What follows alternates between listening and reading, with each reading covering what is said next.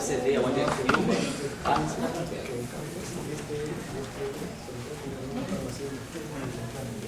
Pessoal, tá filmando? Então tá. Só para corrigir um erro, né? Um detalhe aqui, mas um detalhe, claro, faz a diferença, que o nosso colega corrigiu, o Max, né? Que é o seguinte, aqui não tem o que ponto não, por favor, tá? Porque, claro, a gente deduziu assim, ó, DDT, usamos as equações de Euler-Lagrange, de DL, DT ponto, mais DI, de DL, DI, tá? Tudo isso aqui, vezes o delta φ, né? DL, dφ, delta φ, então é DDT, DL, dφ ponto. Depois tinha o outro termo, que era mais DL, dφ ponto, delta φ ponto.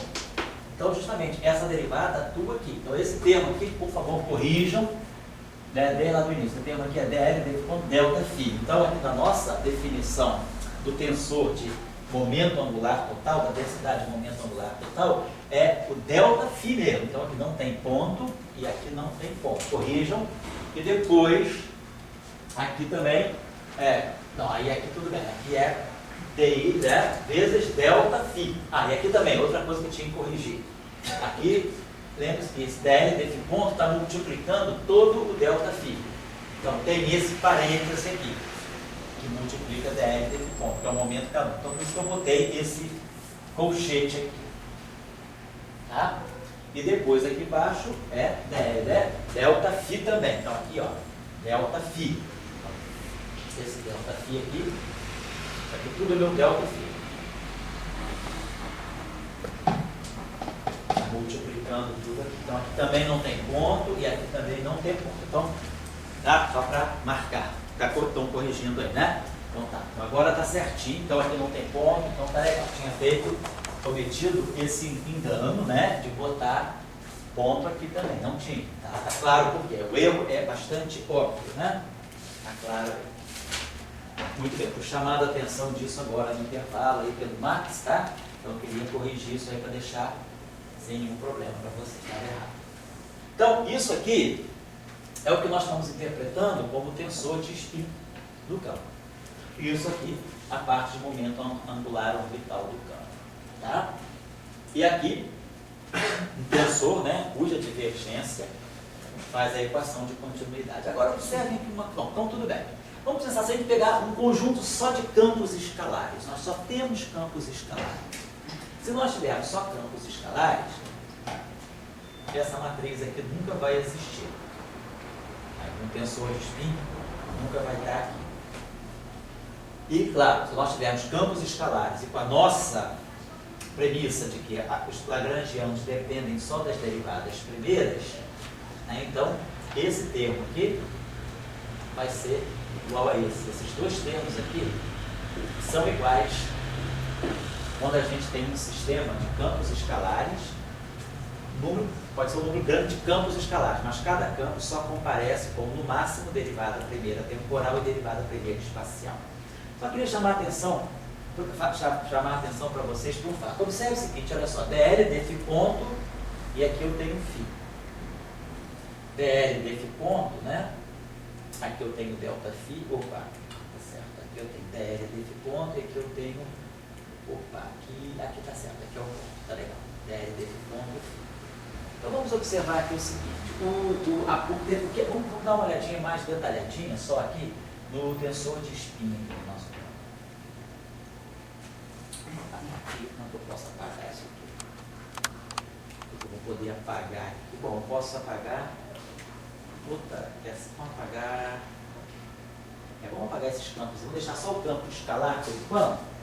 E o campo vetorial. Vamos apagar o campo espinorial e o campo espinorial. O campo espinorial vetorial, a gente vai usar praticamente nada aqui, né? Em geral, ele é pouco usado. Ele é usado sim quando a gente faz supergravidade. Aí aparece um campo escalar, um campo espinorial vetorial, que é o que a gente chama do campo do gravitinho, um campo de raiz da chininha. Mas aqui em geral ele não vai ser importante. Um campo também tensorial de rank 2, em alguns casos ele vai aparecer aqui. Na gravitação é o campo de gráviton, né? O campo simétrico, mas aqui ele não vai aparecer muito para a gente, só sob a forma de tensor, energia, momento, por assim dizer, e assim vai.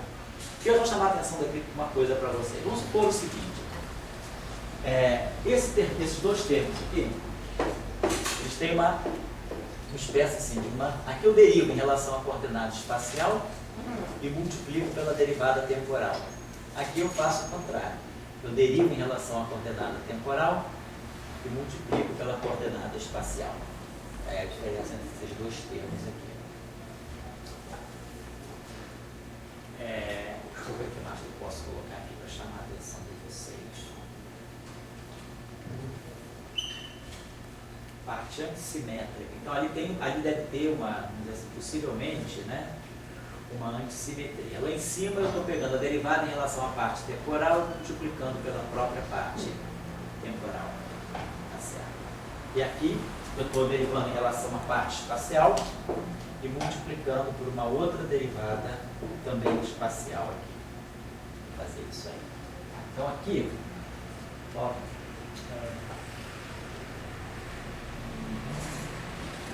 tem mais nada a observar aqui, eu sou de spin. Queria chamar mais atenção para isso aqui, para essa parte. Vamos ver o seguinte, vamos fazer a seguinte observação. Oi? Oi? JM falta parece. No JM falta parece. Isso tudo. JM, tudo isso. Desculpa, obrigado, Bruno. É isso aqui. JM, tá aqui, ó. Tá certo. Vamos nos deter um pouquinho, queria nos deter um pouquinho na parte da densidade de spin. Vamos pensar aqui um pouquinho só naquilo que é a densidade de spin do campo. Vamos dar uma olhadinha mais clara nisso. Vamos chamar isso aqui de um S meio cursivo assim, né? Um S assim.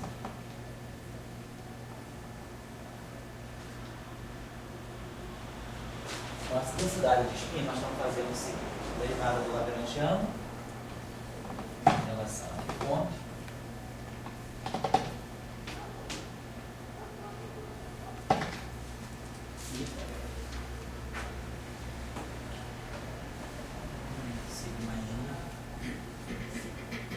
Então, bem entendido que isso aqui significa o seguinte: para cada campo, na sua dada representação, né, eu vou ter esse índice aqui, né, quer dizer, essa expressão aqui, se esse campo aqui for um campo tensorial, nós já vamos ver. Se esse campo aqui tiver um índice, né, esse índice vai ter que estar contraído com essa matriz aqui, ela é a matriz de gerador na representação daquele campo, então ela vai acoplar esse índice do campo com esse índice do campo. É uma matriz. Isso aqui tem que pensar que é um gerador M com elementos, né, I, J. Então a gente está, essa matriz aqui, a matriz de gerador, ela acopla esse momento, vamos dizer assim, né, ao próprio campo. No espaço dos campos, isso está fazendo o papel de uma coordenada e o momento correspondente. É como se fosse algo do tipo XP. Só que isso aqui é no espaço de coordenadas. Isso aqui é no espaço de... Mas eu quero ir mais à frente. Eu quero só pensar o seguinte. Vamos supor, se a gente pegar o caso do campo escalar, obviamente, no caso do campo escalar, isso aqui é zero, não tem gerador. Vamos pegar o primeiro campo não trivial, que é o primeiro campo bosônico não trivial. Vamos pegar, por exemplo, o caso do campo vetorial. Se eu tivesse que tirar um tensor, se eu tiver um Lagrange, no caso de um tensor de spin, para o campo vetorial. Então, se eu pegar esse cara aqui, no caso do campo vetorial, no caso do campo vetorial,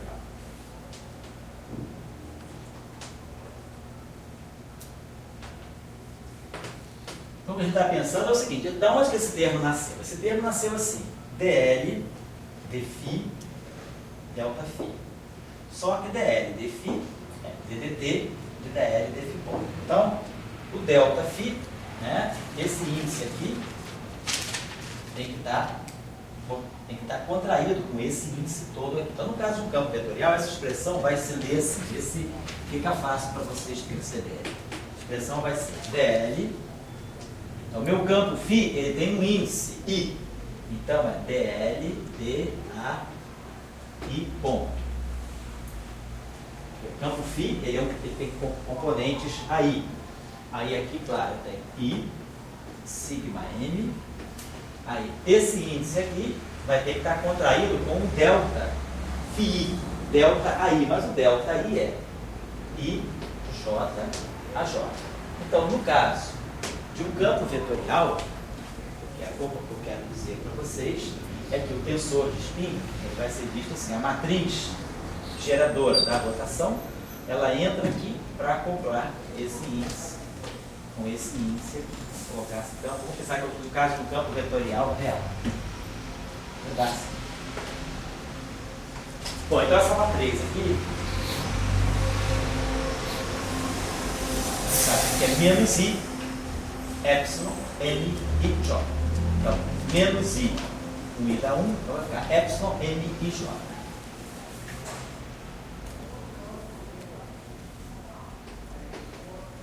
I, J,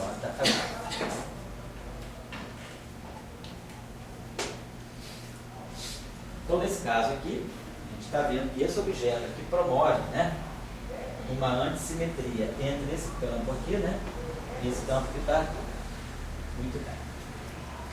Vamos ver aqui agora que a gente pode, como é que a gente poderia comparar isso aqui. Vou pegar esses dois objetos aqui, no caso de um campo vetorial. Vou apagar isso aqui agora. Então, isso aqui é o tensor de spin. Vou apagar isso aqui.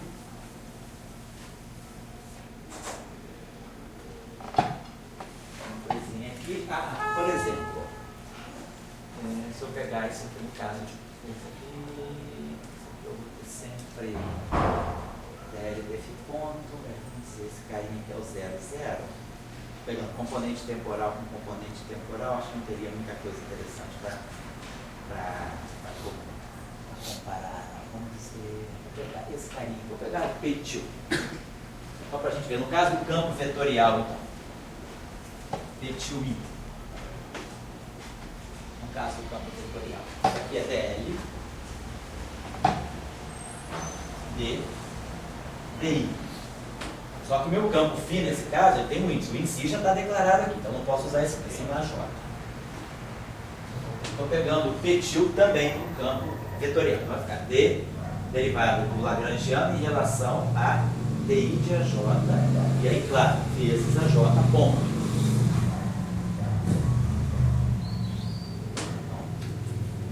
Isso aqui é esse termo, se eu tiver um campo vetorial apenas. Vamos pegar o termo P.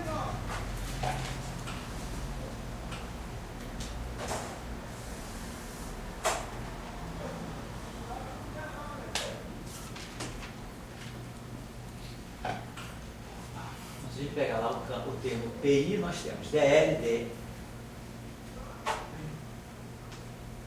aí ponto, DL, DAJ, ponto, claro. Eu não posso usar o mesmo índice, né? Porque o índice já está livre aqui, já é esse índice D1 de I aqui, D1 de XI, e aí é que eu tenho que pegar o AJ. Tá certo? Então isso aí é o nosso PI, nesse caso. Então nós temos essa diferença aqui. Então nós estamos vendo o seguinte, né? No caso do campo vetorial, do campo espedorial, perdão, no caso do campo escalar, se o campo escalar depende só de derivada primeira, né, esse lagrangiano aqui, quer dizer, esse DL, D, aí, φ, isso aqui deve ser proporcional a um DI φ. Então isso aqui fica DI φ, ponto. Se ele também tem derivada temporal primeiro, isso aqui deve ser proporcional a φ ponto. Então, φ ponto, DI φ. Então, esses dois caras aqui, no campo escalar, a gente espera que eles deem iguais. No caso de um campo vetorial, vamos fazer a mesma pergunta. Aqui eu estou derivando do Lagrangiano em relação à derivada I do campo. Vamos pegar um caso clássico, claro, para a gente ver, um caso explícito para a gente observar. E aí aqui eu multiplico por AJ ponto. Aqui já é uma outra coisa, vou estar derivando isso aqui e multiplicando por isso. Então eu estou só querendo comparar esses objetos. Aqui então fica o tensor de spin, fica claro que ele pega essa derivada aqui. Então ele está mais próximo disso aqui. E aqui nós temos a derivada do campo. Aqui nós temos essa contração. E depois aqui, vamos pegar esse aqui ainda que eu não peguei. Vamos pegar agora esse objeto aqui, TJ, no caso também de um campo vetorial. Então vamos comparar os. Deixa eu marcar isso aqui.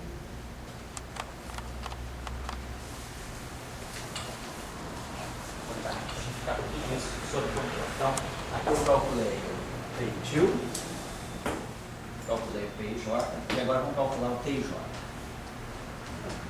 Que veio da onde? Veio esses dois caras aqui. Estão ligados à equação de continuidade do momento linear, e esses dois caras aqui, a equação de continuidade da energia, né? Transformações sobre translações espaciais, translações temporais.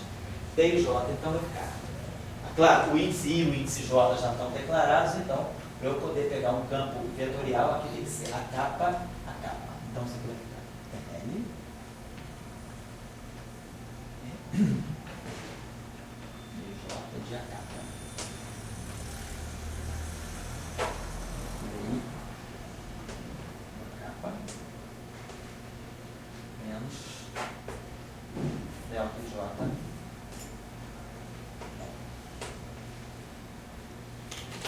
Bom, beleza. Então, posso apagar aquela apresentação toda?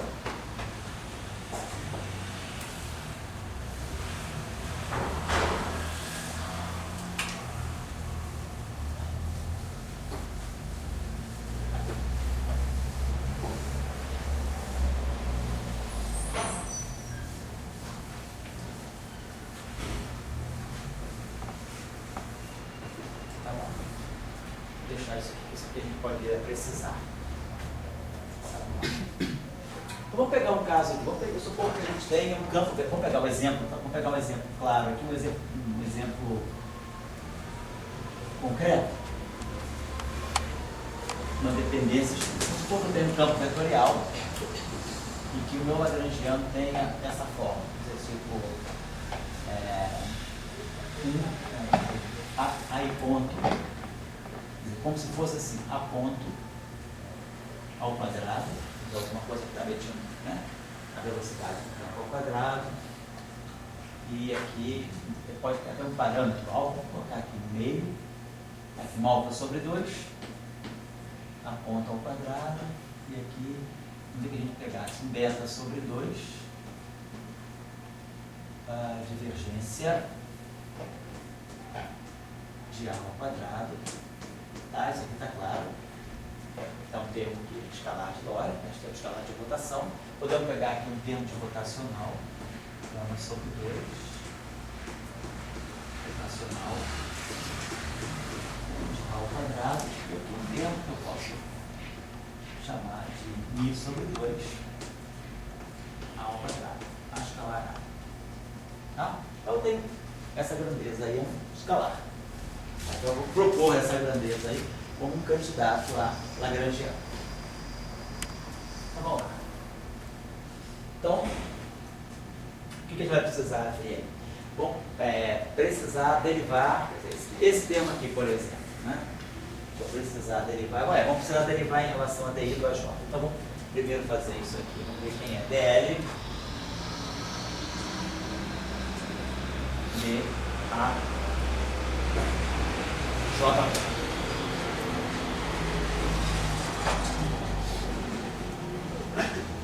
DAJ ponto só vai ter derivada no lugar do lagrangiano que depende da derivada temporal do campo, essa componente aqui.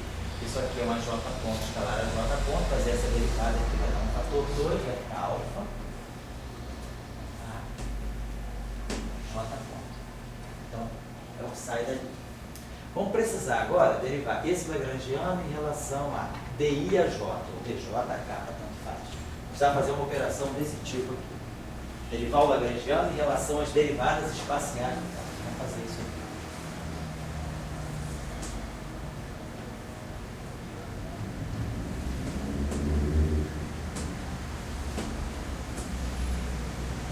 Aqui, então, não tem nenhuma referência a derivadas espaciais. Derivadas espaciais estão aqui, então vamos ter um termo aqui. Beta sobre 2, vamos colocar assim, ó. DI, AI, DJ, AJ. Tá?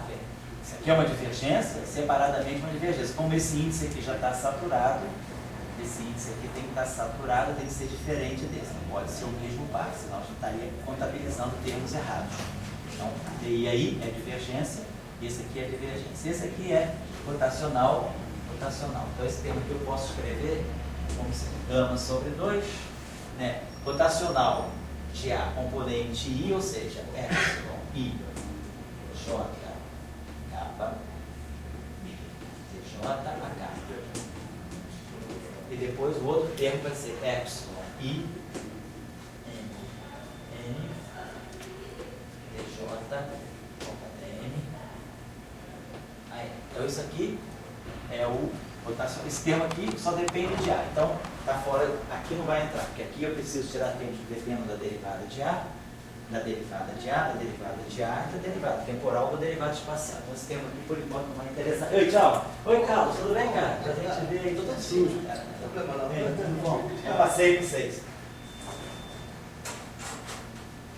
Então, nós temos que fazer isso aqui. Quero só produzir a dependência explícita nas derivadas espaciais dos campos nesse lagrangiano. Então, esse termo aqui está pronto, não tem nada a fazer. Esse termo que a gente pode trabalhar um pouquinho mais, né? Epsilon, I, JK, F, IMN.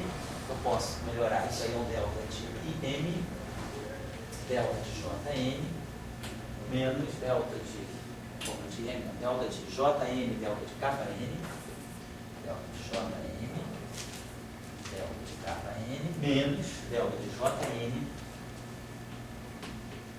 delta de KN. Então, esse termo vai dar para nós, gama sobre 2, DJK. E aí, aqui, esse M aqui vira J e o M vira K. DJK, DJK. E o outro termo vai ficar menos gama sobre 2, JN, JK, D, JK. Aí o M, nesse caso aqui, vira N, o M vira K, e o N vira J. Certo? Agora, isso significa que esse termo aqui tem a ver com esse termo aqui, ó, I, JJ, eu tenho divergência e divergência. Observe o seguinte, deve-se que eu estou numa densidade de Lagrangiano, eu posso fazer integrações parciais. Então, nada me impede de jogar esse termo dk para esse termo. Nós já tínhamos aprendido isso, quando a gente muda uma densidade Lagrangiana. Quando a gente muda de uma densidade de Lagrangiano, faz uma integração por partes, né? Ou seja, vou produzir uma derivada total menos a derivada da outra parte, aí a derivada total no termo superfície que despreza. No fundo, eu vou fazer o seguinte, eu posso trazer essa derivada dk para esse termo. Aí vai ficar dk, dj, ak, e esse campo vai ficar livre. Ganha um sinal menos, sempre que eu mover uma derivada para cá, já tínhamos aprendido. Mas aí eu tenho esse dj aqui. Esse dj que está aqui, tem duas derivadas, então, atuando nesse AK. Eu trago k para cá. Então, dk, dj, ak. Mas aí eu posso trazer esse dj para cá, fazendo a mesma coisa, uma integração parcial. Então, o k vem para cá e o j vem para cá. Os dois passam um pelo outro, cancelam o sinal menos, então nada me impede de dizer que esse termo aqui é dk, ak, dj, aj. Isso por quê? Porque eu fiz duas integrações parciais, né? Tinha um dk aqui, que eu trouxe para cá. Tinha um dj aqui, que eu trouxe para cá. Isso porque eu estou sempre trabalhando com a hipótese em que meus campos no infinito, eu tenho termos de superfície que eu estou desprezando. Então, esse termo aqui, um pedaço desse rotacional ao quadrado, ele se junta com um pedaço dessa divergência ao quadrado. Ou seja, eu posso escrever esse termo de divergência ao quadrado como sendo beta sobre 2 menos gama sobre 2. Esse termo aqui pega a segunda parte desse termo aqui. E esse termo aqui é o termo que fica genuinamente sozinho. Então vai ficar um termo aqui que é gama sobre 2 dj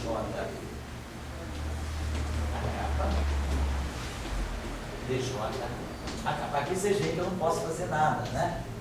Porque se eu jogar esse J para cá e esse J para cá, eu vou ter a mesma coisa. Então esse termo ele é independente por si só. E esse termo de divergência, né? ele sofre o efeito desse termo aqui. Tá? Então, vamos apagar isso aqui, só para a gente poder tirar essa derivada. Vamos apagar isso aqui. Então, esse termo ficou para nós, só escrever entre coberta sobre 2, nota beta, menos gama sobre 2, DI aí, DJ, DI ao quadrado, divergência de A ao quadrado, beleza? E esse termo ficou aqui mais gama sobre 2, DJ, capa, DJ, beleza. Bom, agora eu tenho que derivar esse termo aqui em relação a DI e a J. Então, como esse termo aqui, esses dois índices estão explicitados, estão livres, índices livres, Q e J, esses termos aqui, esses índices aqui estão todos contraídos, vamos mudar a letra, vamos mudar os símbolos todos, os índices, vamos chamar isso aqui de M, isso aqui de M, para não ter problema com I e J que estão livres. Vamos chamar esse carinha aqui de A, esse cara aqui de M, esse cara aqui de M, o J vira M e o K vira M, só para poder evitar, né, da gente, esses índices são livres, então eles não podem estar implícitos nessa expressão que está com os índices contraídos. Então aqui eu tinha DI, aí eu botei simplesmente DN para evitar o problema com esse I. E aí aqui eu tinha DJK, eu simplesmente chamei de NN. Como é que eu derivo esse termo aqui em relação a isso?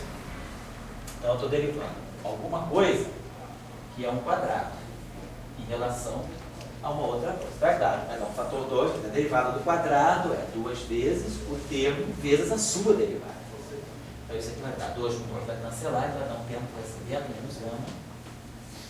Esse termo, dN a N, que é a divergência de A. Agora, a derivada de, então isso aqui é dN a N, dN a N. Então fica esse termo. E agora, a derivada desse termo aqui em relação a DI igual a J. Então, ou seja, eu vou ter que derivar isso aqui em relação a DI e a J. Então, essa derivada aqui, então, esse termo aqui só vai, essa derivada só vai ser não zero se esse NI for igual a I, esse aqui for dx de A2, esse aqui for dx de A2, então esse termo tem que ser igual a esse, então vai produzir um delta de NI, derivada parcial mesmo. E a derivada, e esse cara, derivada de I, uma delta de NJ. E é claro, como eu estou somando em N, esse delta de Kronecker, o N vira IJ. Então esse termo aqui vai dar simplesmente DI a J. Delta de IJ. Então, a derivada desse termo aqui, né, em relação a DI a J, está dando isso aqui. Opa, esse aqui é o primeiro termo, mas uma divergência ao quadrado. E agora esse termo aqui, tem que derivar isso aqui em relação a DI a J. Então tem que derivar, vai ter gama sobre 2, derivada em relação a DI a J desse carinha aqui. Então eu vou derivar esse termo aqui em relação a esse, certamente esse termo aqui é igual a ele. Vamos lá, derivar esse termo aqui em relação a esse. Então, esse primeiro termo vai ficar gama sobre 2, no final vai somar gama sobre 2. Derivada disso em relação a isso vai ficar delta de NI,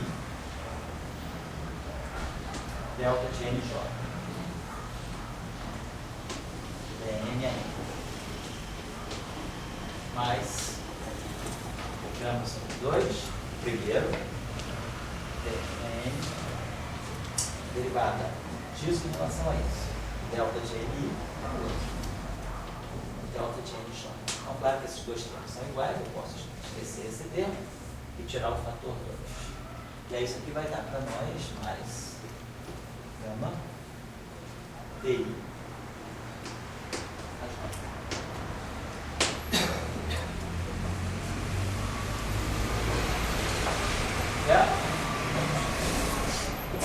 Não pode derivativos parciais, é só tirarmos esse termo aqui que a gente vai precisar dele. Aqui eu acho que eu preciso derivar em relação à derivada temporal, já derivamos, derivar em relação à derivada espacial, já derivamos, tá legal? Então isso aqui. Então, para a gente computar, então, nesse nosso caso, quem é o tensor de Newton, deixa eu apagar aqui, deixa eu poder passar isso aqui. Esse termo aqui eu nem vou ligar tanto, não, vou deixar mais esse terminho para dar isso aqui.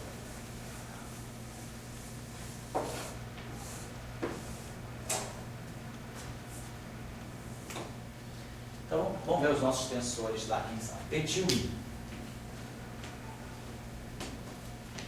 Aquilo que é o candidato ao... Quer dizer, é o termo que faz a continuidade com a conservação, com o termo de energia do sistema do campo vetorial, nesse caso. Então, PTUI vai ser a derivada de L em relação a DI a J, que é justamente esse termo aqui. Beta menos gama, divergência de A, delta de, vou botar aqui dentro da linha, delta de J, aí a J ponto. Né?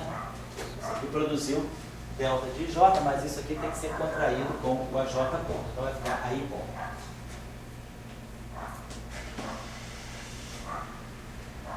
E depois esse terminho aqui mais gama, DI a J e a J ponto.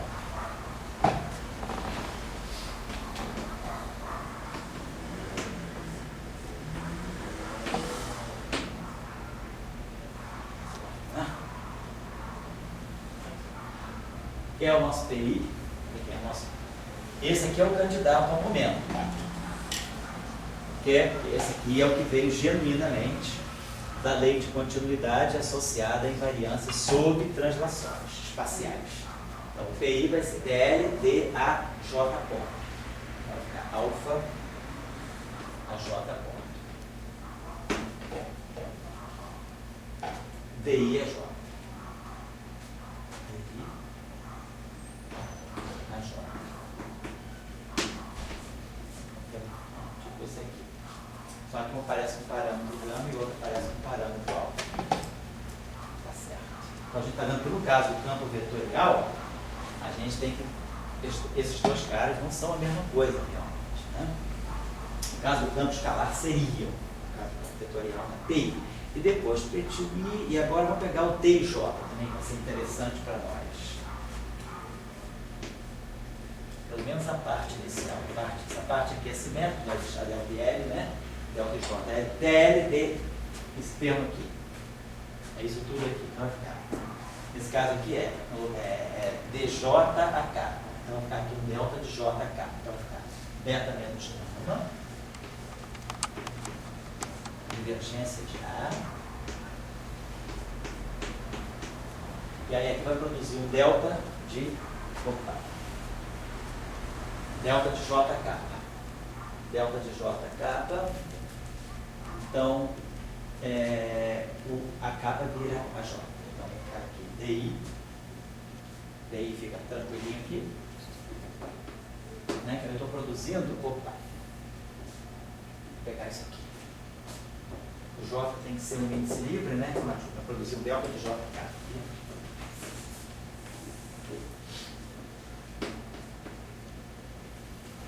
E o DI de AK. Então, DI AK. Então, K vai virar J. Então, é DI da J.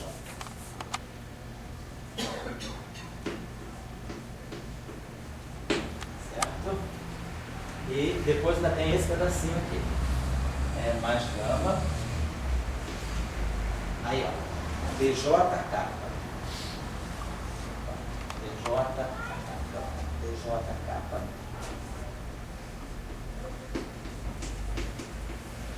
Pegamos isso aqui. DI a K.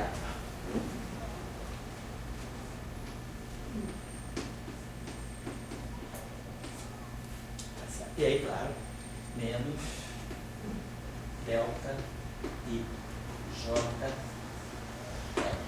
Então, observem que esse termo aqui realmente não é simétrico em J. Né? Se eu trocar, esse pedacinho aqui é simétrico. Se eu trocar o I com J, esse termo fica igual a ele mesmo. Se eu trocar, quer dizer, TIJ é isso. TJI, isso aqui vai ficar delta de JI, que é igual. TJI vai ficar TJI vai ficar JI, vai ser o mesmo tempo, mas agora quando eu trocar I com J aqui vai ficar DJ com I, que não é necessariamente igual a isso aqui. não é necessariamente igual ao TJ. Então, esse termo aqui, a gente vê que ele ganha, esse termo aqui introduz uma antissimetria aqui. Aqui não tem antissimetria, esse objeto aqui é perfeitamente simétrico em J, é claro, isso aqui é simétrico em J, mas isso aqui tem uma parte simétrica e tem uma parte assimétrica, a parte do TJ. E vamos pegar os spins, né, a densidade de spin.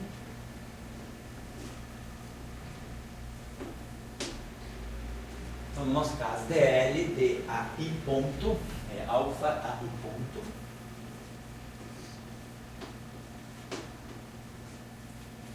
epsilon MIJ, AJ.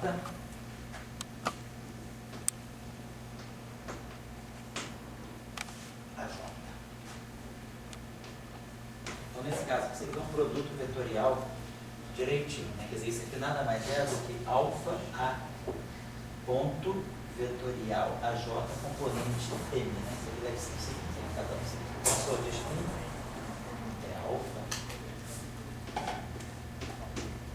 A ponto vetorial A.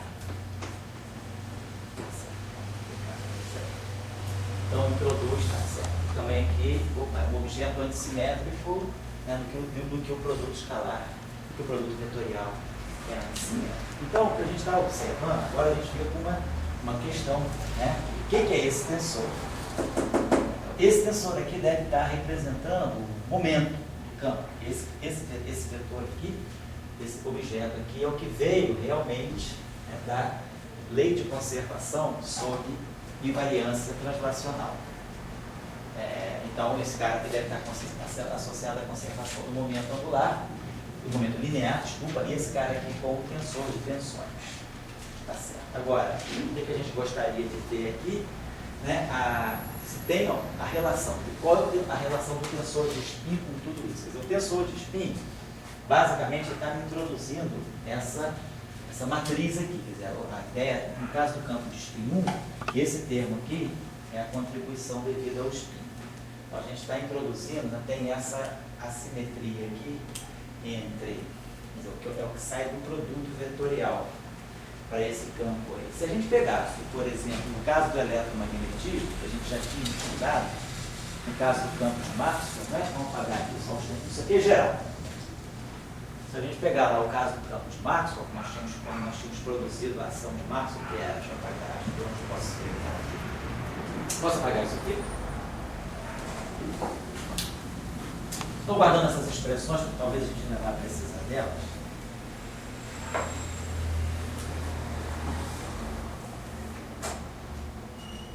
Então, no caso do campo de Maxwell, lagrangiano de Maxwell, nós tínhamos escrito, né? Não existe menos, era 1,5, né? A gente tinha 1,5, é 2, então que é menos gradiente de φ, né? É ao quadrado, menos gradiente de φ, menos dA dt.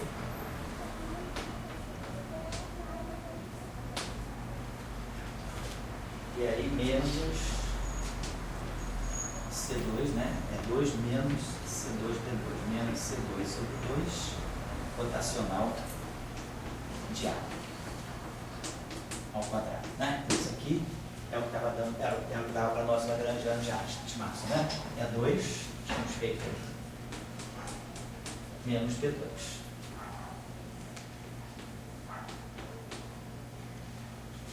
Gradiente de menos DADT, está certo. Bom, muito bem. Então, nesse nosso caso aqui, os termos, nós só não temos aí, temos que introduzir ali também, né, um campo φ. Vamos ver se a gente agora, se a gente vai fazer, introduz um campo φ ali, a gente ficar com a coisa já geral. De qualquer maneira, vamos ver o seguinte, a contribuição para o spin, ela vem basicamente do termo de A ponto, tá? E do termo, aí o próprio A. Então, o termo de spin, ele vai vir do A ponto com A. Só que aqui, quando eu derivar em relação a A ponto, eu vou produzir o próprio campo elétrico. Vamos fazer isso aqui direitinho, então. Vamos pegar, então, o tensor de spin nesse caso. Então, o tensor de spin, ele tem essa forma. Vamos lá pegar ele, é esse aqui, ó.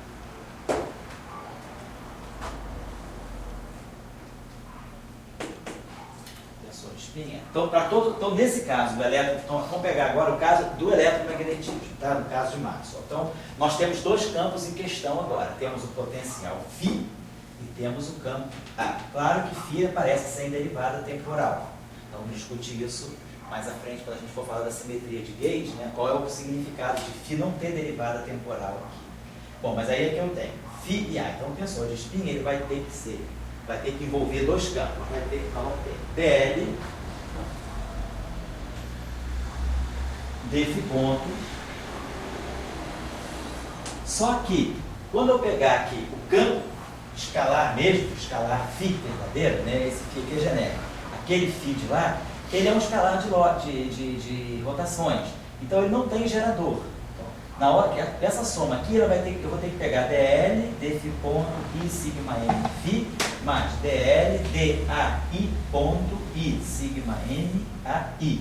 Só que para o campo escalar, os geradores das rotações são trivialmente representados, são zero.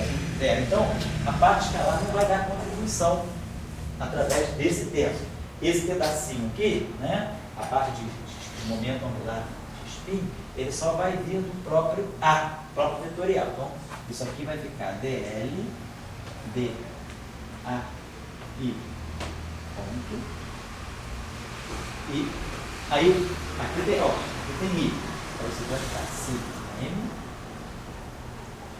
Então, essa matriz acopla esse índice com o índice do campo que está lá. Daqui a pouco eu vou fazer isso no caso do estudor também, para vocês verem o acoplamento dos índices. Tá? Então, essa componente aqui, a componente de spin do campo vetorial, no caso de Maxwell, ela só vai poder pegar essa contribuição aqui. Contribuição do escalar é zero. Porém, claro, quando eu derivar L em relação a A e ponto, eu estou derivando esse termo aqui. Então, para eu derivar essa expressão aqui em relação a A e ponto, essa expressão vai dar 2, e vai cancelar com esse meio. Isso aqui eu posso esquecer, esse meio vai ficar mais para o quadrado, então vai ficar 2, aí vai ficar aqui, esse termo aqui vai ficar gradiente de φ mais A ponto componente I. Vocês percebem? Porque isso aqui eu posso pensar o seguinte, isso aqui na verdade é o campo elétrico é I, escalar é I, é o quadrado. Eu vou derivar esse quadrado em relação a A ponto. Vamos chamar isso aqui de J. Não tem problema com I. Então, isso aqui eu estou derivando uma coisa ao quadrado em relação a A e ponto. Então, vai ficar 2 vezes o primeiro, vezes a derivada do EJ em relação ao A e ponto. Só que esse cara aqui, que é o EJ, é djφ mais a J ponto. Quando eu derivar isso aqui em relação a A e ponto, djφ em relação a A e ponto é zero.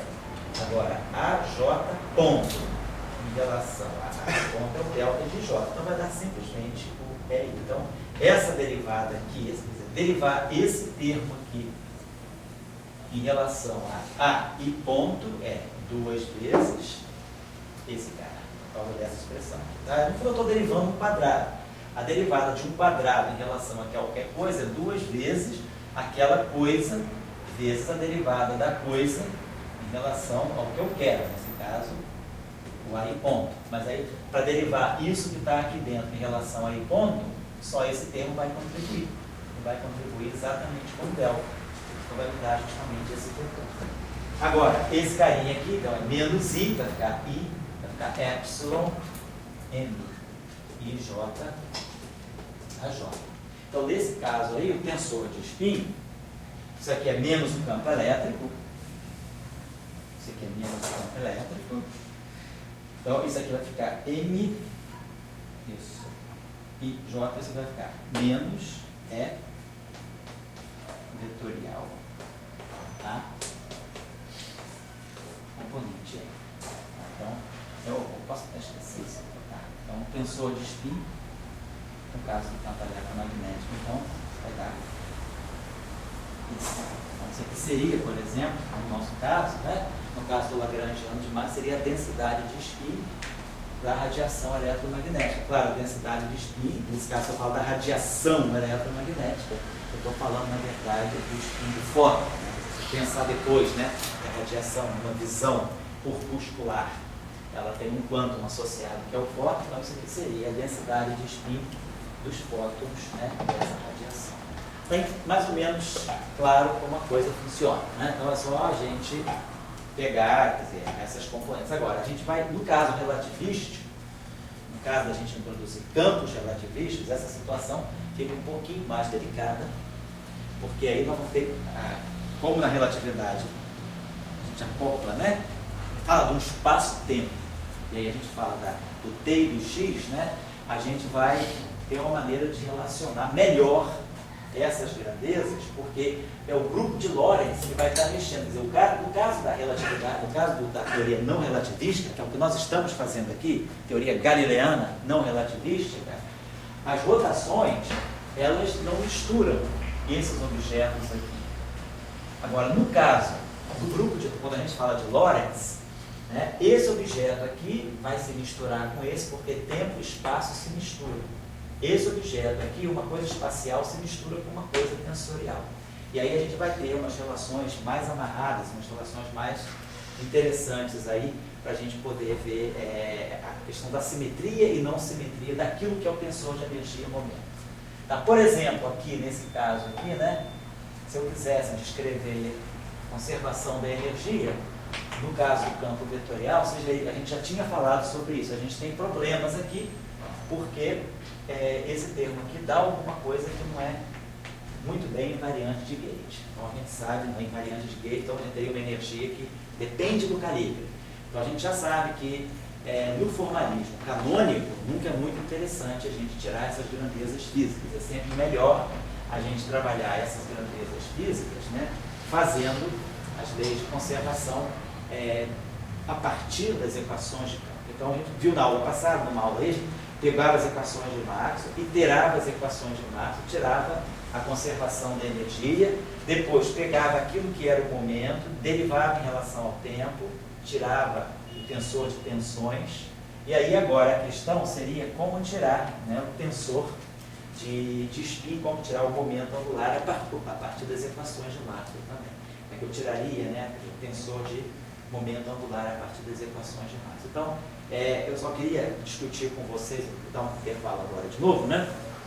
Eu queria discutir com vocês um pouco essa questão de que o formalismo canônico, ele não é o mais interessante, a gente vai aprender um método mais interessante, né, que é simetrizando essas grandezas, para tirar o tensor, aquilo que é o tensor de energia e momento. Observe o seguinte, nessa descrição não relativística, por exemplo, esse objeto aqui, esse T e J, né, uma transformação de rotações, ela vai fazer com que esse cara fique nesse mesmo e não se misture com esse. Como aqui também, energia e momento não se misturam sobre o grupo SO3. Mas se eu tiver o grupo de Lorentz, energia vira momento e momento vira energia. A gente sabe lá das transformações de Lorentz, né?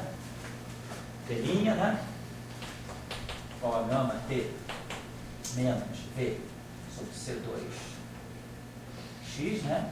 X' é igual a gama X menos VT, né? Menos beta, né? Menos VT, menos beta sobre HT, VTC. Tá certo. Bom, então quando a gente transforma, faz essa equação aqui para energia e momento, a gente tem L' sobre C igual a gama E sobre C menos beta sobre C P. Px, né? Tá? E aí, Px' seria gama Px menos beta C E sobre C. Parcela disso aqui. Esse aqui eu posso botar esse C todo sai. Então a gente sabe que energia, né, quer dizer, momento, né, e energia se transformam simultaneamente. Quer dizer, uma coisa que pode ser só energia, num referencial, que é a partir de um repouso, no outro referencial, então eu posso estar no sistema de referência, onde o momento é zero, seja só energia de repouso, no outro referencial eu vou ter momento, não vou ter só energia. Então a gente sabe que energia e momento se misturam. sobre transformações de Lorentz. Não vai ser o que vai acontecer aqui, energia e momento se misturam, mas eu vou ter uma coisa mais ampla. Nós vamos poder ver que essa componente aqui, tudo isso aqui, todas essas grandezas aqui, vão estar ligadas numa única equação. Nós vamos ter uma equação que vai coordenar essas 4 grandezas juntas, que vai ser aquilo que nós vamos conhecer como tensor de energia momento da teoria relativística. Por quê? Porque agora eu vou fazer translações não só no tempo e não só no espaço, mas translações no espaço e tempo. Tá? Então, essas grandezas aqui nós vamos relacionar de uma vez só e depois nós vamos poder relacionar alguma coisa que é a parte antissimétrica dessas grandezas aqui com o tensor de spin. Vamos ver na próxima aula, não, mas numa discussão muito breve, quando a gente for estudar o tensor de energia momento, nas teorias relativísticas, que a gente relaciona aquilo que é alguma coisa do tensor de spin com o próprio tensor de energia momento. Tá? Coisa que numa teoria não relativística não fica clara. Na teoria relativística, eu tenho essa mistura maior entre essas grandezas aí. Então, o próprio tensor de spin vai estar também relacionado com o tensor de energia momento. Então, vamos deixar essa discussão para depois. Eu só queria fazer isso aí. O que mais? Vamos fazer só um exemplozinho rápido para vocês verem uma coisa. Eu dou um intervalo aí. Esse é o caso, por exemplo, do campo, só para a gente ver como é que se aplicam essas expressões aí, né? No caso do campo, por exemplo, espinorial. Suponhamos que nós tenhamos, né, um lagrangiano aí, tipo assim, lagrangiano com campo espinorial.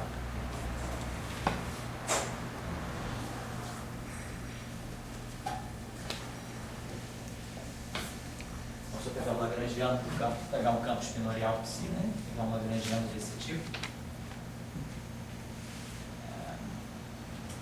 Dagger, esse ponto que a gente já tinha até visto que é preciso colocar um I aqui, certo?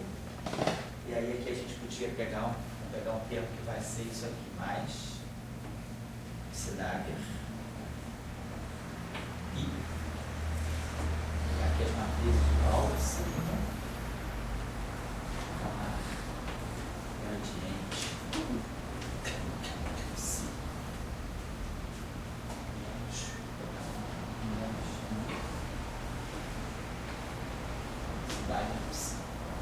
Então, aqui estou propondo essa densidade. Ela tem um campo espinorial, espinor de rotação, né? É um espinorial. Nós já sabemos que isso aqui é um escalar de Lorentz, né? Porque esse Dagger psi vai produzir S Dagger S sobre rotações. S Dagger S tá? É uma matriz de S2, tá?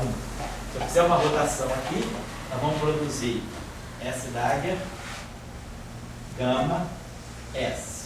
Mas aqui nós vamos produzir também a matriz que vai fazer a rotação do gradiente. Então nós sabemos, né?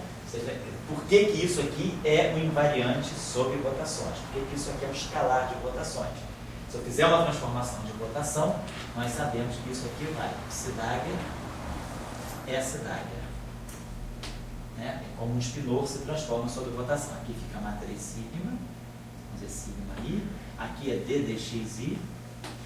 Aqui fica S psi. Estão lembrados aí das nossas aulas, né? Só estou querendo mostrar por que esse lagrangiano é um bom candidato ao lagrangiano para o campo fermiônico, campo espinorial, porque ele é um escalar. Ele tem aqui um termo de derivada temporal, né? Tem aqui um termo de derivada espacial. Estou propondo uma equação de primeira ordem. Vamos ver o que essa equação vai me dizer.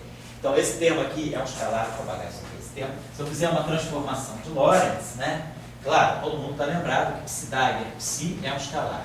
Todo mundo está lembrado que psi Dagger sigma psi se transforma como um vetor. Nós tínhamos mostrado a seguinte relação, se não me engano, que S Dagger sigma I S da R I J sigma J. Né?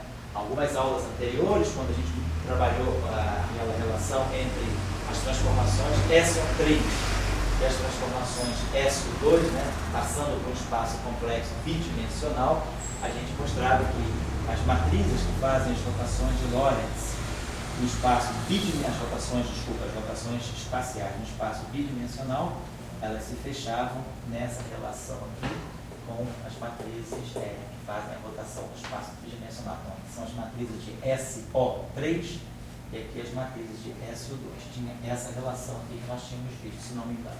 Então, quando a gente faz uma rotação, claro, isso aqui é temporal, derivada temporal. A rotação é feita com parâmetros angulares constantes. Então, isso aqui vai por uma rotação, isso aqui vai. Se psi vai S psi, psidaga vai em psidaga desse daga. Esse cara aqui vai em S psi ponto, porque essa matriz não depende do tempo. Então, a derivada temporal passa por aqui. Isso aqui é uma transformação SU2. S daga S é unitária, então isso aqui é identidade. Então, esse termo aqui é invariante sobre rotações. Depois, esse termo aqui, quando eu faço uma rotação, esse termo aqui é psidaga, I, sigma I, d dx I, psi. Quando eu faço uma rotação, isso aqui vai de psidaga, S daga. Isso aqui é o próprio sigma I. Então, essa matriz 2×2 não pode passar por aqui. A derivada, né, nós sabemos como é que a derivada se transforma. Então, d' aí, né? Aqui, esse termo aqui seria transformado dentro, seria sigma daga, I, sigma I, d' I, psi. Isso aqui seria o transformado de rotação daquele termo.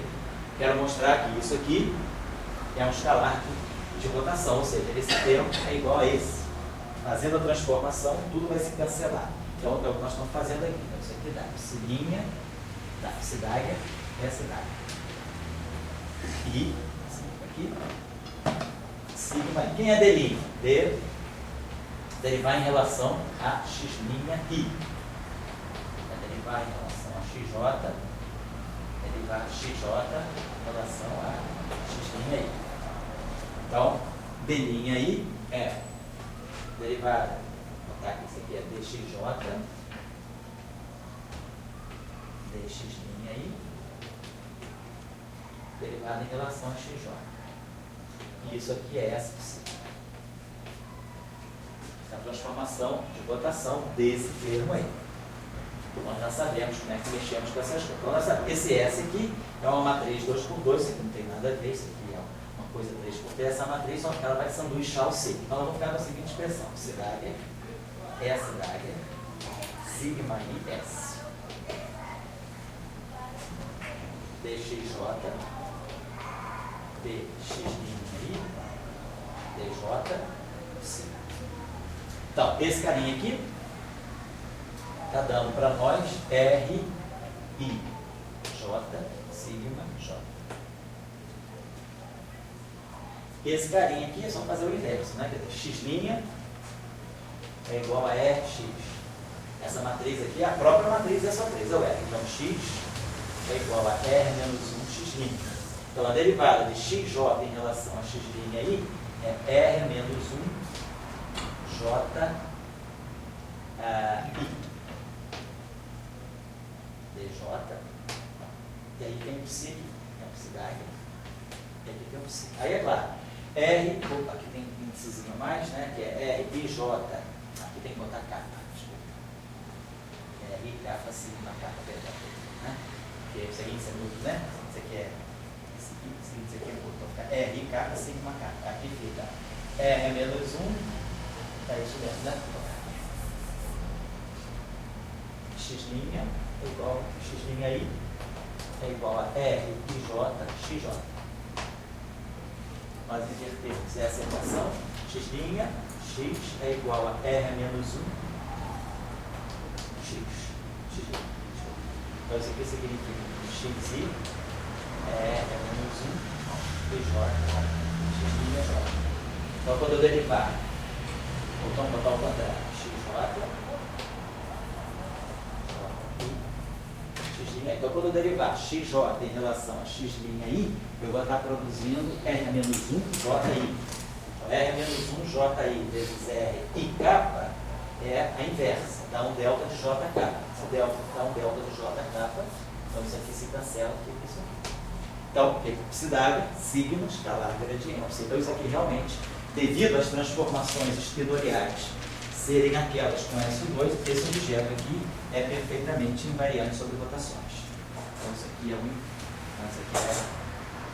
escalar, uma grandeza escalar. Rotações. Todas as matrizes de rotação que vêm do psi e do gradiente se cancelam. O setor de SO2 cancela com o setor de SO3. Então isso aqui é um escalar e isso aqui também é um escalar. Então beleza, isso aí pode ser um bom candidato para a densidade lagrangiana. A gente tirar as equações de campo aqui, né? Só fazer a variação. Faço a variação em relação à psidaga. Essa equação aqui vai ficar I sigma escalar gradiente psi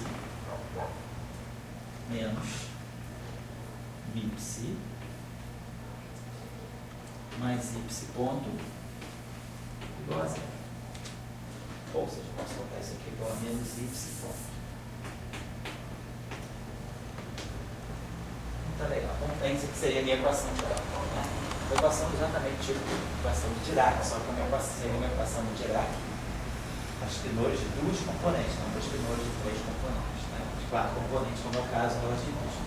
Então tá legal. Então isso aqui é uma densidade de Lagrangiano. Vamos tirar o tensor de spin nesse caso. Então. Quem é o tensor de spin? O tensor de spin, que vai dar a densidade de spin desse campo fermiônico, então vai ser olhar para cá. Só que agora, cuidado, nós temos dois campos em questão. O campo é complexo. Então, nós temos psi e temos psi star. Né? Esse campo aqui tem dois objetos. Tem psi, é um campo de duas componentes complexas, psi1 e psi2. Psi1 tem parte real e parte imaginária. Psi2 tem parte real e parte imaginária. Então, tem quatro objetos aí.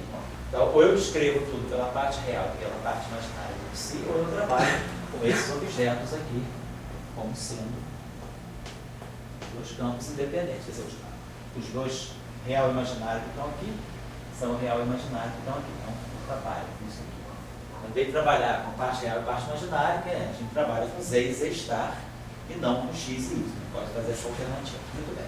Então, meus campos são psi alfa e psi alfa star. Então, o que a gente tem que ter cuidado aqui é que quando for montar a matriz de spin, no caso do campo fermiônico, por isso que eu estou mostrando para vocês, eu tenho que levar em conta DL. Então, eu vou fazer o seguinte, vai ficar DL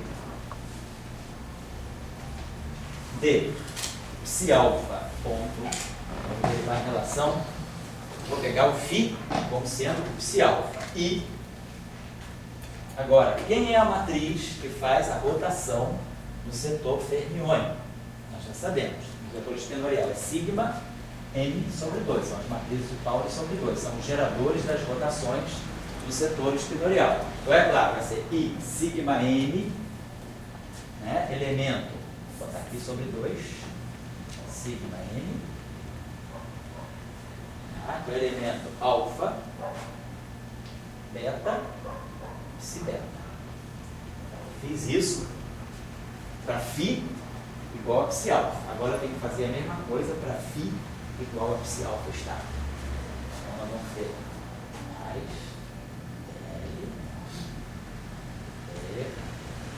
psi alfa estar ponto isso 2. Aí aqui temos essas matrizes aqui, sigma m. Observe que quando eu vou fazer a transformação, psilinha, né? Transformação de Lorentz é essa de rotação, é essa aqui, I sobre 2, θ, sigma, psi. Quando eu pegar essa transformação Dagger, né, psi Dagger, vai ser psi Dagger exponencial menos I sobre 2, θ, sigma Dagger. Sigma Dagger é sigma. Então, pode pensar que para essa transformação aqui, né, o gerador, posso trazer esse menos para cá. Então, os geradores, né, as rotações da psi são psi. No setor do psi estar são menos psi. Né? Posso botar. Eu boto sempre dessa forma.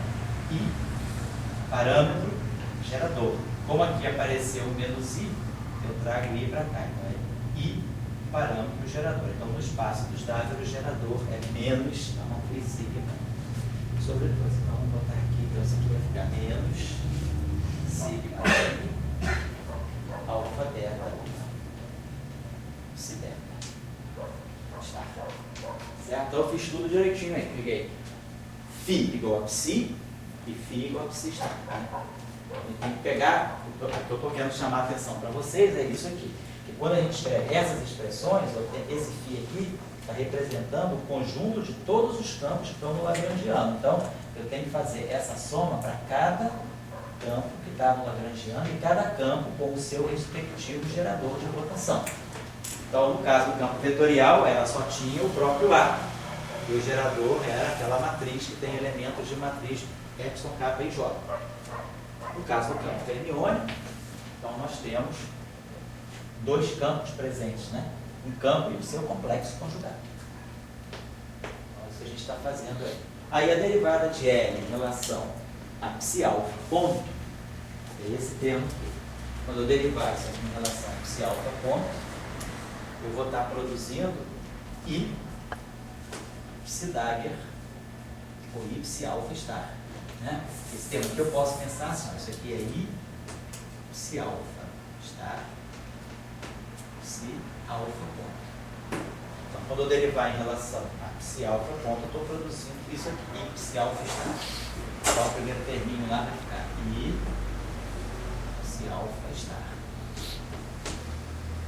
Aí eu vou ter o I sobre 2, que vem lá da rotação, sigma m, alfa beta, e aí o psi beta. Depois o outro termino lá, derivada de L em relação a psi alfa ponto star. Mas vocês observem que o psi alfa star não tem derivada temporal no Lagrangiano. Então essa derivada aqui é zero. Só esse campo que tem derivada temporal. Esse campo star não tem derivada temporal. Então o segundo termo é zero. Então esse I se cancela, então a gente tem o tensor de spin. A gente pode escrever dessa forma, né? O S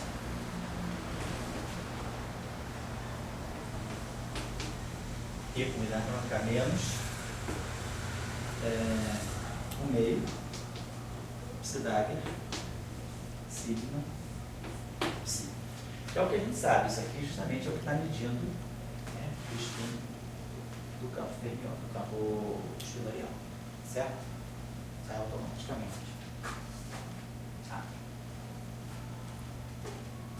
Só isso que eu queria, esses fatozinhos aí que eu queria chamar a atenção de vocês. De fato, esse objeto aqui é uma matriz hermitiana, esse objeto aqui é real. Se eu tirar o complexo conjugado dele, é a mesma coisa que eu tirar o conjugado hermitiano, vai ficar psi dagger, sigma dagger, que é sigma psi. Então esse cara aqui é real, esse vetor aqui é automaticamente real.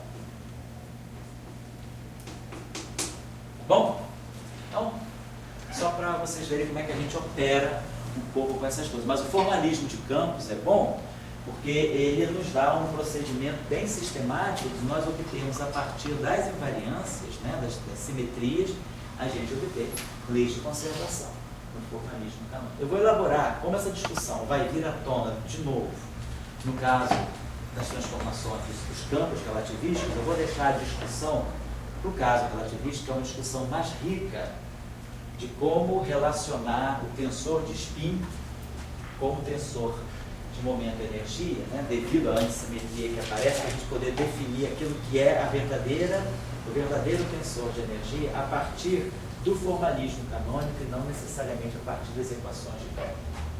Acho que é melhor. Porque aí a gente fica com faz aquela discussão que tem o chamado tensor de Bellinfante-Rosenfeld, que é o tensor chamado tensor improved, né, o melhorado, né, o tensor. A gente precisa redefinir aquilo que é energia do sistema.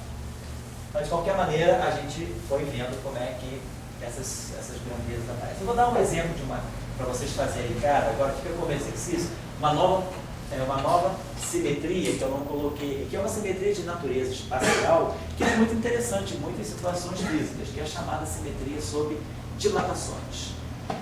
Que é o que está ligado às simetrias conformes. Né? Quando um sistema físico, que é o caso, por exemplo, do campo de Maxwell ou outros, né, eles apresentam uma simetria chamada simetria conforme, que é uma simetria que mostra que você pode abrir mão da noção de uma escala, você pode abrir mão de uma escala fundamental e você tem um sistema que ele é invariante sobre reescalamento das coordenadas. E isso aí tem uma consequência bastante interessante, essas propriedades de simetria de um sistema sob transformações de escala, elas podem dar informações muito interessantes para a transição de fase, para sistemas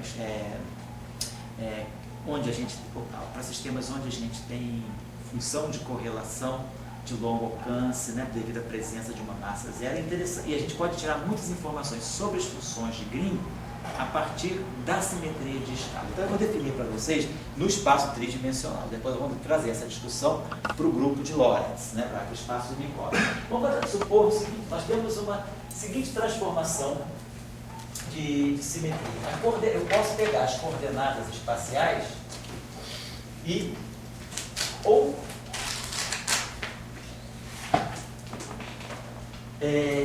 dilatá-las ou contraí-las. A gente pode pegar, vamos ver que o lambda seja sempre menor do que C, maior, o lambda é sempre maior do que C.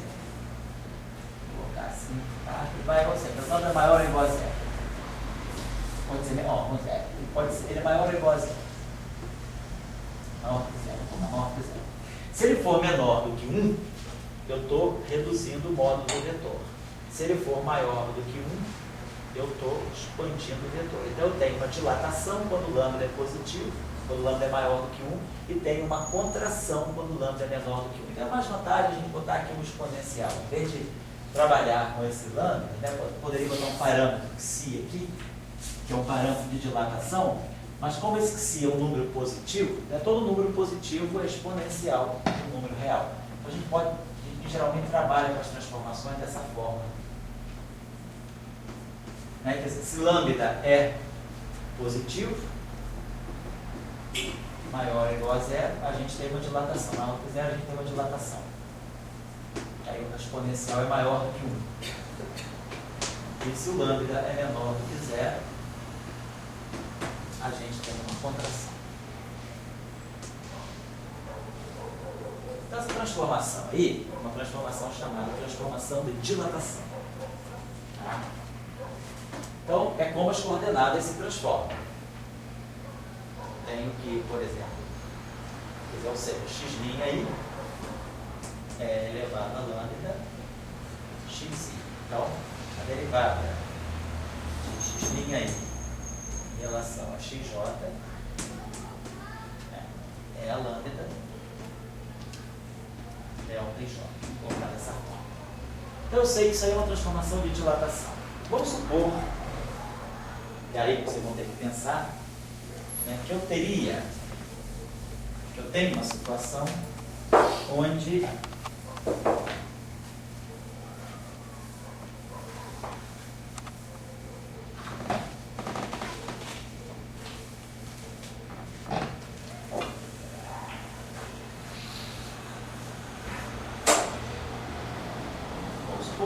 estivesse trabalhando com uma situação em que eu possa ter um lagrangiano invariante sobre dilatações. Vamos colocar, fazer dessa forma assim. Vamos dizer que eu faço o seguinte: tem uma situação assim, lagrangiano, vou pegar um caso lagrangiano estático, vou pegar uma situação não dependente do tempo, vou pegar a seguinte situação, lá em Gordon, por exemplo, gradiente φ escalar gradiente de φ, por exemplo. Então, se por exemplo eu fizer uma transformação, claro que meu campo vai ter que se transformar também.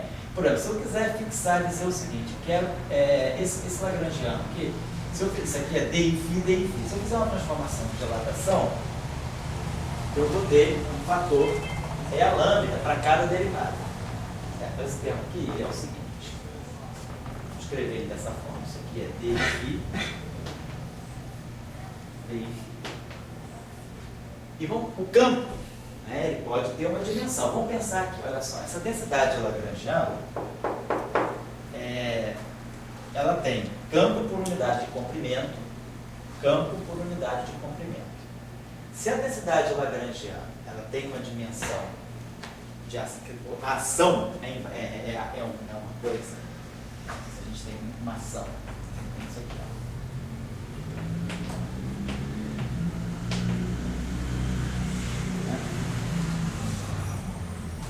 Então, nós temos que essa ação, ela tem, nós conhecemos que a ação tem unidade de momento angular, né? A gente sabe que ação lá, integral com dt do lagrangiano. Então, é energia vezes tempo.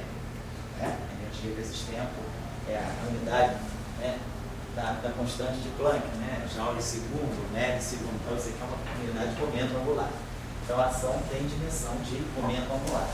Então, esse carinha aqui, isso aqui tudo tem dimensão de energia. Energia vezes tempo. Então, o lagrangiano, claro, ele é densidade de energia. Energia por unidade de volume. Então, se esse objeto aqui tem dimensão de energia por unidade de volume,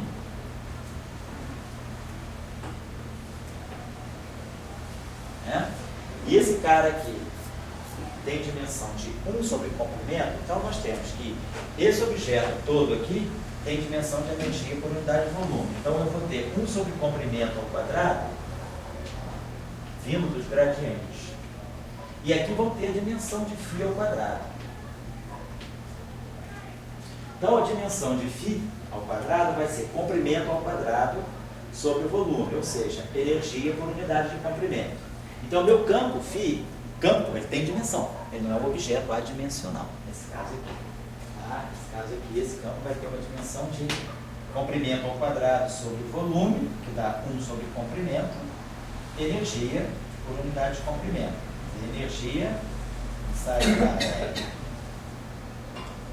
L, né, que é L2, né, MT é menos 2, né, e aqui eu tenho uma L, então só com a dimensão final. Esse objeto aqui é dimensional.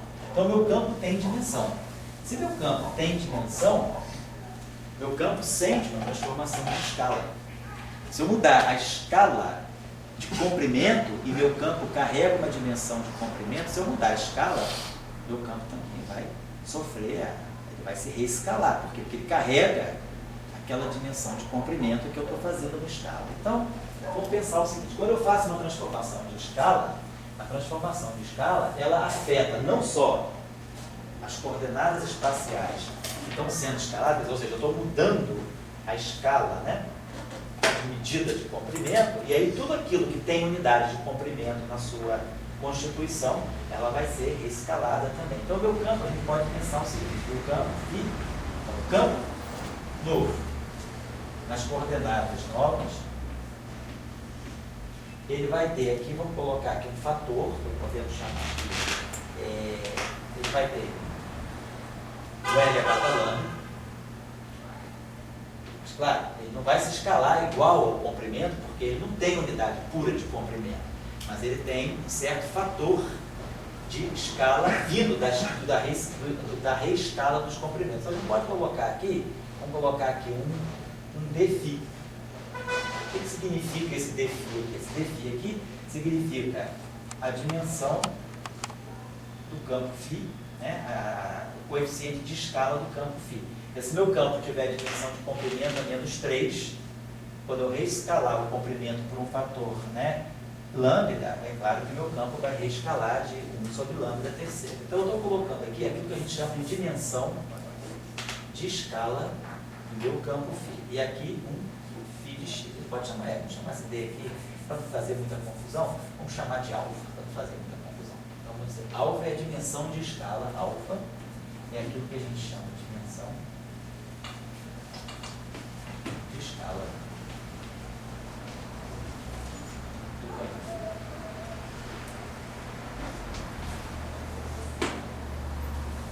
Em geral, a simetria de escala é uma simetria boa na natureza, ela não é uma simetria artificial, não. Os sistemas físicos, quando estão nas vizinhanças de uma transição de fase, eles começam a apresentar um comprimento de correlação muito grande. Né? Correlação, né, entre pontos do sistema, campos localizados em certos pontos e campos de distância muito afastada é muito grande. Quer dizer, o comprimento de correlação na vizinhança da transição de fase se tornam muito grandes. E os sistemas físicos, na vizinhança dos pontos de transição de fase, eles apresentam uma simetria de escala com muito boa aproximação.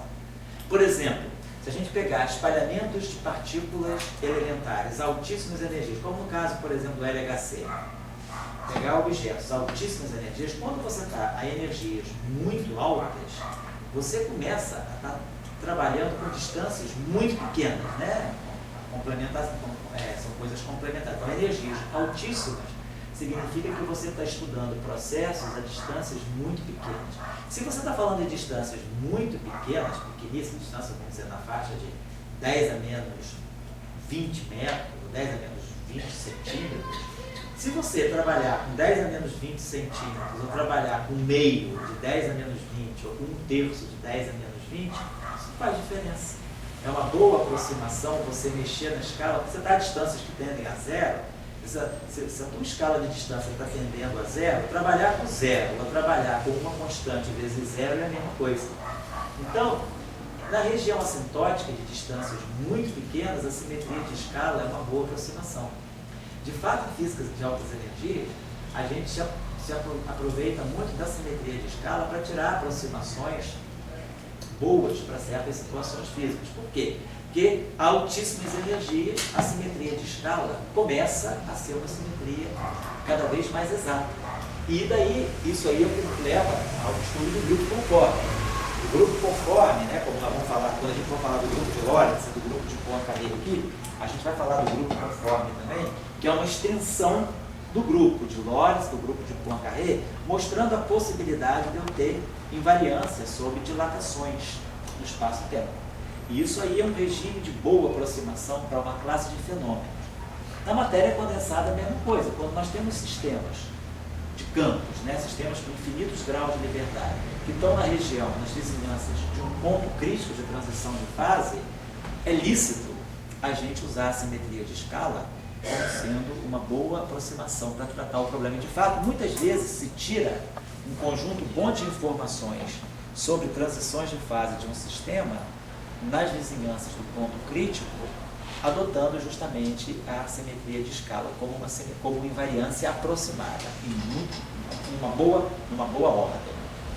Então, eu estou querendo dar para vocês, estou motivando esse problema desse modo. Suponho que a gente queira trabalhar com um sistema que tenha invariância de escala. Então, a transformação do meu campo é essa transformação. Meu campo vai sofrer uma transformação, e o meu lagrangiano, outra observação, o lagrangiano ele não é adimensional. A densidade de lagrangiano, ele tem dimensão de energia por unidade de volume. Então, se eu reescalar o comprimento, a minha densidade lagrangiana vai ficar sabendo que ela carrega um volume no denominador. Então, isso aqui não é um invariante de escala, mas ele sofre uma variação. Então, a questão que eu quero colocar para vocês é que, se nós tivermos, né, invariância, né, simetria, sobre transformações de escala,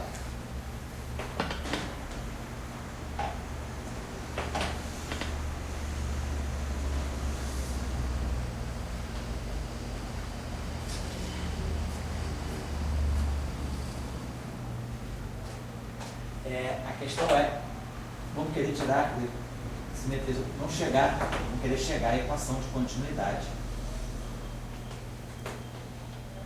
correspondente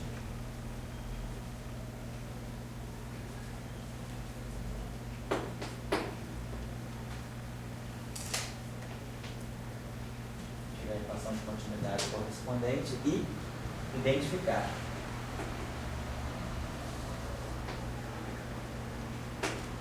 a grandeza conservada. Da mesma forma que a gente chega à conservação da energia, conservação do momento, conservação do momento angular total, com uma transformação de escala, nós devemos também ter uma grandeza conservada lida a partir de uma equação continuidade. Lembrando-se que ΔL é diferente de zero. que é uma invariância do lagrangiano. O lagrangiano varia, mas a variação do lagrangiano e a variação, então a gente vai ter o seguinte, ΔL, vamos colocar assim, ΔL vai ser dl dφ delta φ mais dl d dφ delta dφ. Não tem que ponto, estou falando de problema estacionário, sem dependência temporal. Então, o que a gente vai ter que ver aqui, né? Também outra coisa importante é que a variação da derivada. A derivada agora, ela vai carregar também uma transformação de escala. Porque quando eu derivar em relação a xi, né, eu vou dar, a derivada carrega um fator de escala também, porque eu estou derivando em relação a uma coordenada que está sendo escalada. Então, aqui, né, a gente vê aqui, derivar isso aqui em relação a isso, derivar em relação a x', né? Derivar em relação a x, derivar x em relação a x'. Então vai aparecer um fator aqui de E a menos lambda. Vou derivar x em relação a x', vai aparecer um E a menos lambda. Então a derivada, ela sofre uma escala contrária à escala das coordenadas. E o campo, ele carrega uma transformação de escala dele. Tem uma dimensão própria de comprimento, que vai ver quanto que ele vai se reescalar. Daí, a derivada do campo também vai mexer com esse fator aqui. Então, se o campo tem fator de escala alfa, a derivada do campo deve ter um fator de escala alfa menos 1, porque a derivada do campo vai trazer um fator de E elevado a lambda no denominador.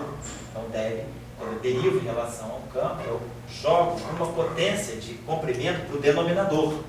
Então, eu estou aumentando a potência do denominador, então se eu rescalo o comprimento, eu vou estar diminuindo a escala do campo. Então, eu queria que vocês discutissem um pouco essa questão, porque a simetria de escala é uma simetria, em geral, não exata. É uma simetria aproximada, mas é uma boa simetria para os sistemas físicos, sempre nas vizinhanças de seus pontos críticos.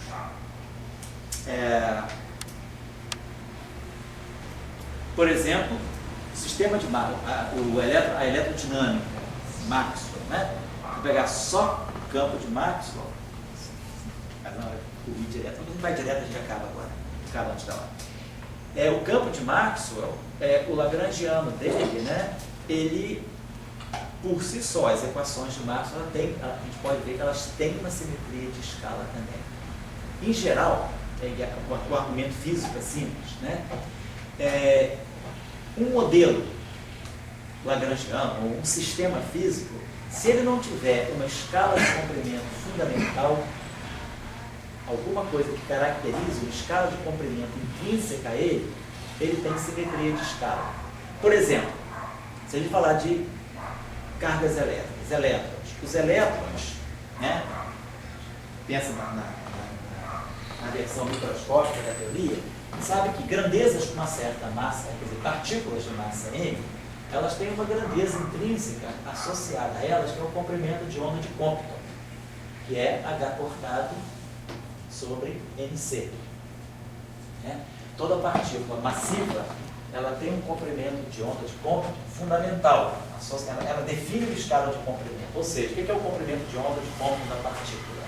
É aquela partícula pontiforme, vamos pensar assim, ela deve ter uma função de onda dela centrada nela, é aquela região do espaço, né, em que, se eu começo a me aproximar, começo a entrar, quer dizer, dá energia suficiente para entrar aqui no corpo da função de onda que descreve a partícula, eu tenho energia suficiente, né, para criar pares.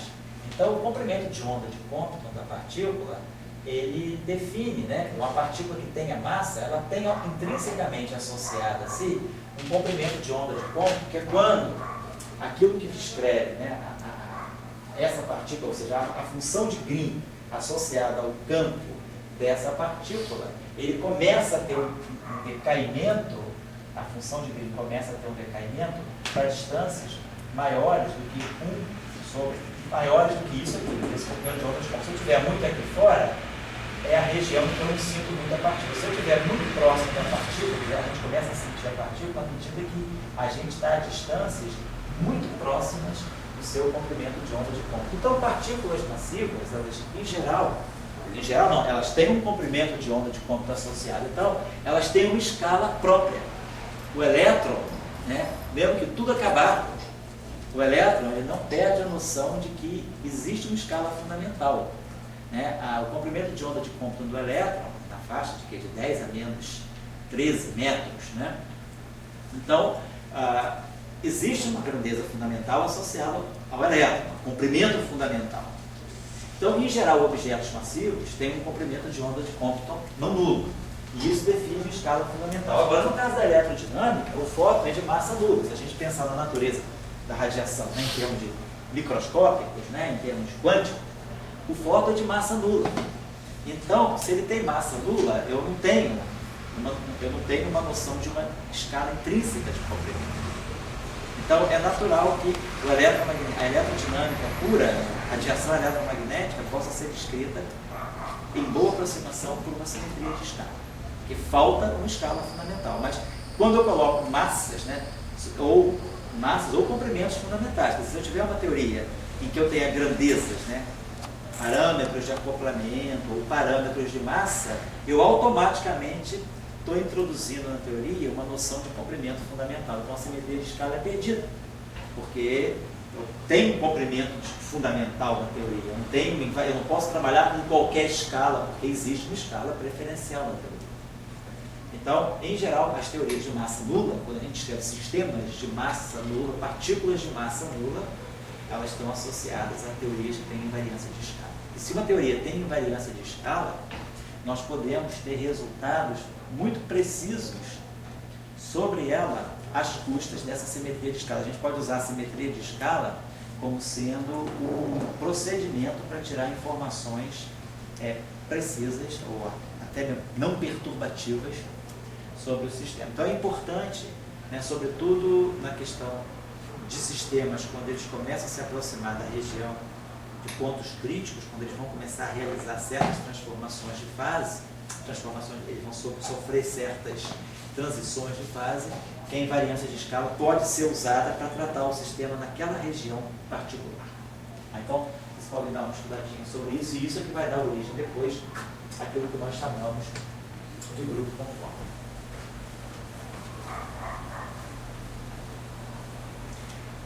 Então, a dilatação, né, vamos dizer, a transformação de dilatação, ela é importante no estudo do grupo conforme. Então, só vou dar agora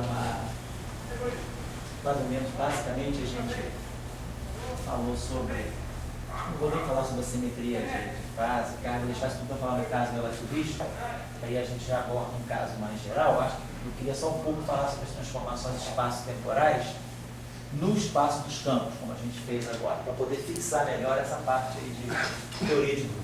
Se eu posso deixar alguma coisa mais para vocês fazerem para o exercício.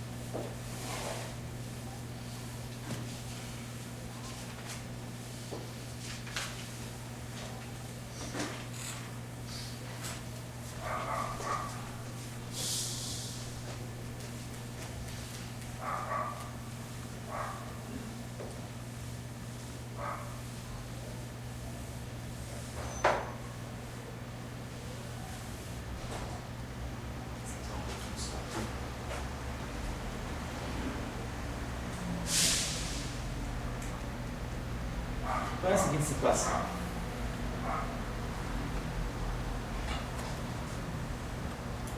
Vamos supor que eu tenha dois campos, estou descrevendo um sistema que associado a ele haja dois campos. Um campo vetorial, não, aliás, haja três campos. Um campo escalar, um campo vetorial e um campo tensorial de rank 2. Simétrico. Não sei se...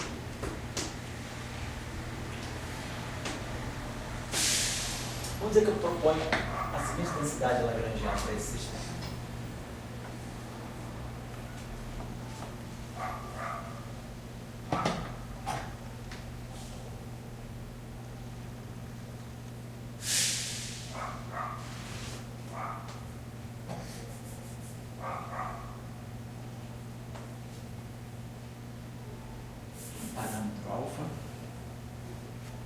e ponto ao quadrado. Aqui é o 2. E ponto ao quadrado.